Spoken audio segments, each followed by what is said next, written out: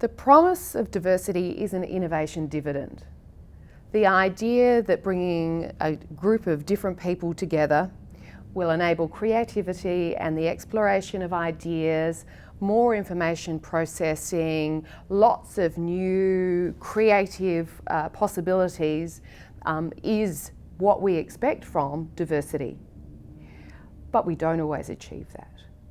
And what's the reason for that? Well, quite interestingly, at Google, they identified in some team research that psychological safety was the most important of 5 key factors in producing good team performance. So if we want to think about how to get that diversity dividend, how to get good team performance, then we need to be thinking about psychological safety. If we have a range of different types of people in a group, then we need to think very carefully about how we manage the differences in that group. And the role of the manager or the team leader is to pay attention to psychological safety.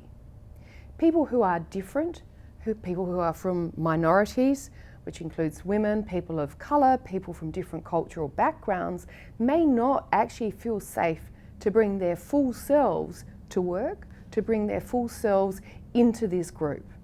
And the reason for that is that there isn't a safe psychological environment for that. We can't assume psychological safety. We have to manage it, we have to create it quite deliberately, and we have to pay attention to it over time. So how do you do that if you're leading a team, if you're responsible for a project team? What can you do to contribute to building psychological safety so that everybody who's in the group can contribute to their fullest extent? One of the ways to do that is to establish a set of rules for the group. So what you might do is talk about how people respect each other, how you will talk with each other, some of the communication styles that will be expected, how you will deal with people's presence or absence, what you expect from people when they turn up. And that can create a context of a boundary around what it is we're going to do and helps to create that safe environment.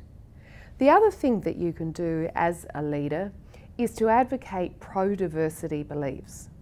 That means that as a leader, you talk up the value of the diversity in the group. You talk about the contribution that diverse experiences and diverse backgrounds contribute to the work that needs to be done. These 2 core elements are particularly important in providing a framework that feels safe for people to bring their full selves to.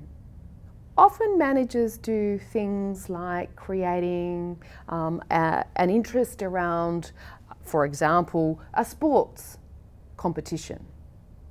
Now that may not help people who don't necessarily like that particular sport or who come from a culture where they follow different kinds of sports.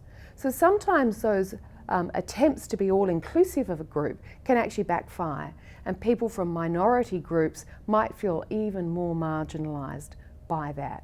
So it's actually a pretty tricky challenge for managers to manage. But paying attention to psychological safety, getting some ground rules within which everyone can be a part and can operate, means that people are more likely to feel congruent when they come to work.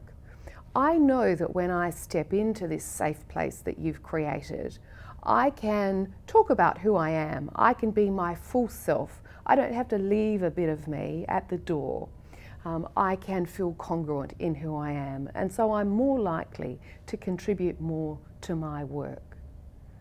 So as you can see, for companies like Google, they're focusing very much on psychological safety as being a key factor in high-performing teams.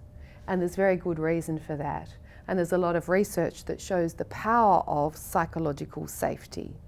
And what that means is that we can not just have diverse teams, but we can nourish the diversity in those teams, and we can achieve the diversity dividend, that extra innovation, that extra performance that comes from the diversity that we have in the room.